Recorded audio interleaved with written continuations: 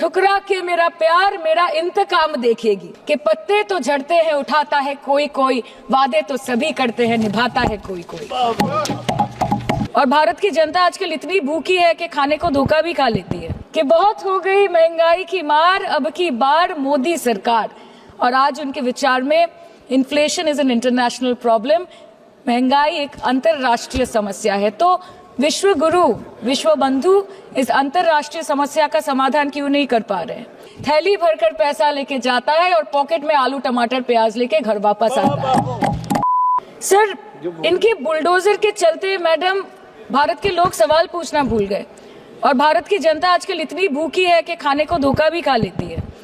Madam, Bharat में एक middle class जो एक साल पहले एक वेजिटेरियन थाली 100 रुपए में खाता था, आज वही वेजिटेरियन थाली 152 रुपए की हो गई।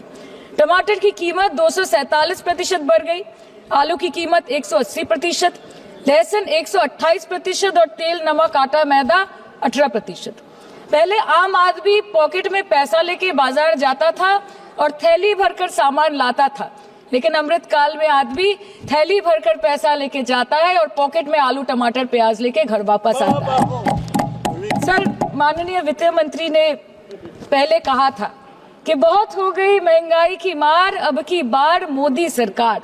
और आज उनके विचार में inflation is an international problem, महंगाई एक अंतरराष्ट्रीय समस्या है। तो विश्व गुरु विश्व बंधु इस अंतरराष्ट्रीय समस्या का समाधान क्यों नहीं कर पा रहे हैं? Ma'am, 74% of Indians are unable to afford a healthy diet. The household savings have plunged to a 50-year low. Around 48% of the households in this country are facing a financial crisis क्योंकि उनका खर्चा उनकी कमाई से ज्यादा है। The economic inequality in India is a 100-year high. The country's GDP growth rate for the second quarter 24-25 decreased to 5.4%, which is the lowest in 2 years. The government's total debt has reached a staggering 176 lakh crore and the total debt is expected to soar up to 185 lakh crore by the end of the financial year. आज आपके उधार की वजह से हर हिंदुस्तानी पर 1.25 लाख का बोझ चढ़ गया और आप उनकी मजबूरी को अपनी ताकत समझते हैं। बंगाल में ऑल इंडिया तृणमूल कांग्रेस की प्रदेश युवा अध्यक्ष होने के नाते मुझे हर दिन कई नौजवानों से बात करनी पड़ती है। वो मुझे ये पूछते हैं कि मोदी जी ने हर साल 2 करोड़ नौकरी का वादा किया था, अर्थात 10 साल में 20 करोड़ नौकरी। उन नौकरियों का क्या हुआ, उन वादे का क्या हुआ? मैं बस उन्हें यही कह पाती हूँ कि पत्ते तो झड़ते हैं उठाता है कोई कोई, वादे तो सभी करते हैं निभाता है कोई कोई। Ma'am, as per the latest report by CMIE, the unemployment rate has risen to 9.2% in June 2024 as compared to 4.9% in 2013-2014. Female unemployment rate is much higher at 18.5% in June 2024 as compared to 7.7% 2013-14. Around 37% of working women are unpaid. In rural areas, this figure is at a horrific 43%. प्रधानमंत्री जी बोलते हैं सबका साथ, सबका विकास, सबका विश्वास। अगर ऐसा ही है तो भारत के लोग आज देश छोड़ के क्यों जा रहे हैं? 2018 से लेके 2023 के बीच 6,70,000 भारतीय ने अपनी नागरिकता त्याग दी।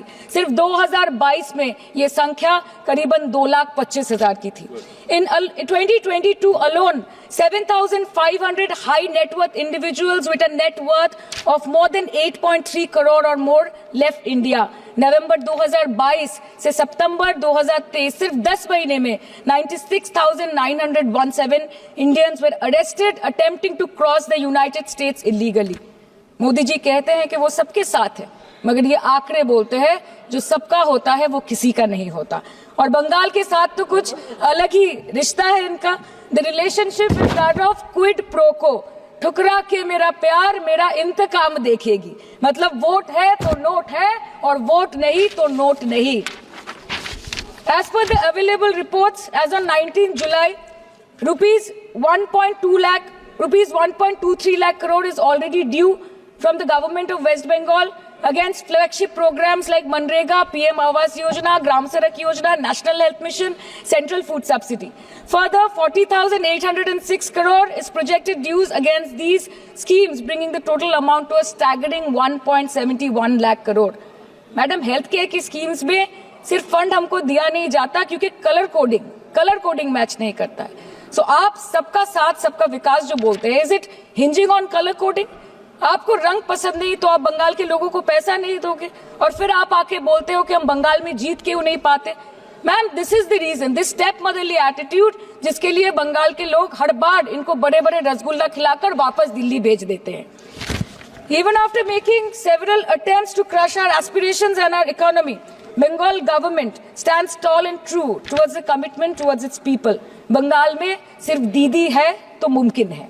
The West Bengal government started transferring money to the bank accounts of 21 lakh people who worked for 100-day scheme without receiving any payments from the central government for Manrega. Even before Ayushman Bharat, in Bengal, Shastra Shati, a cashless scheme was launched, providing treatment cost up to 5 lakh for per person belonging to any strata of the society.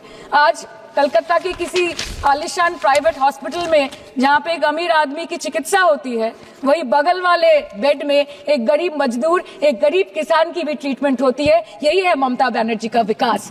और आपके अमृत काल में the cost of medical treatment has been doubled in the last 5 years। आप pharmaceuticals की, sir RG Kar पे बात ना बोले, आपकी सीबीआई पे अभी तक कुछ बोल नहीं पाए। हम लोगों ने जो, हमारी पुलिस ने जो बोला था, they are still sticking to that. So उसके बारे में मत बात करें, ठीक है? आप उत्तर प्रदेश के बारे में बात करें ना sir. Sir, medical inflation is at 14%। Regularly लिए जाने वाले दवाइयों की कीमत 50% बढ़ गई।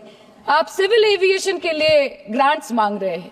एक एक डोमेस्टिक फ्लाइट, उसकी राउंड ट्रिप की टिकट 20 से 30 हजार में बिक रही है। आम आदमी आज हवाई चप्पल पहन के हवाई जहाज नहीं चल रहा, आम आदमी हवाई चप्पल बेच के हवाई जहाज चल रहा है। You are demanding funds for education but conveniently ignoring the fact that 11 lakh children have dropped out of school according to your own data. आज भारत में सिर्फ 47.51% स्कूलों के पास कंप्यूटर की फैसिलिटीज है और उसमें 9% के पास internet connection. In law and justice, you are not been able to provide legal aid to more than 1% of the eligible population.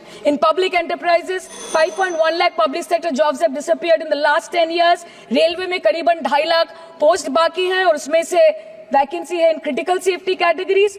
नए भारत में आजकल ट्रेन पटरी के ऊपर कम और पटरी के बाहर ज्यादा चलती है।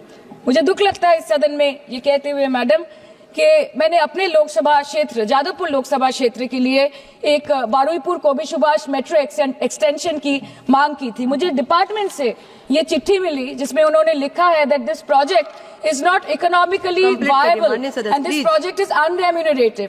तो आपको अगर सब जगह से पैसा चाहिए तो मुझे ये बात समझ में नहीं आती कि लोग खुद के लिए आपको वोट देते हैं कि आपके फायदे के लिए वोट देते हैं।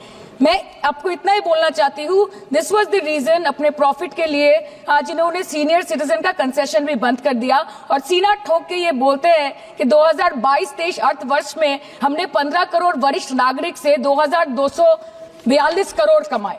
धन्यवाद माननीय सदस्य। मैं 2 बात और बोल के खत्म कर दूंगी कि लोकसभा पे खर्च करके क्या फायदा मैडम, जब यहाँ पे विपक्ष को बोलने का अधिकार ही ना हो। लोकसभा के लिए भी तो ग्रांट मांगा है ना मैम। और अभी सर बोल रहे थे कि बेटी बचाओ बेटी पढ़ाओ, तो 10 साल पहले मोदी जी ने लॉन्च किया था, लेकिन उसके 80% पैसे सिर्फ पब्लिसिटी और मार्केटिंग और एडवर्टाइजमेंट में खर्च कर दिए। आपके उत्तर प्रदेश, मध्य प्रदेश, राजस्थान में ना आप बेटी को पढ़ा पा रहे और ना आप बेटी को बचा पा रहे। बंगाल आए और देखिए कि ममता बनर्जी ने विधानसभा में अपराजिता एक्ट में बिल पास किया है, कन्याश्री किया है।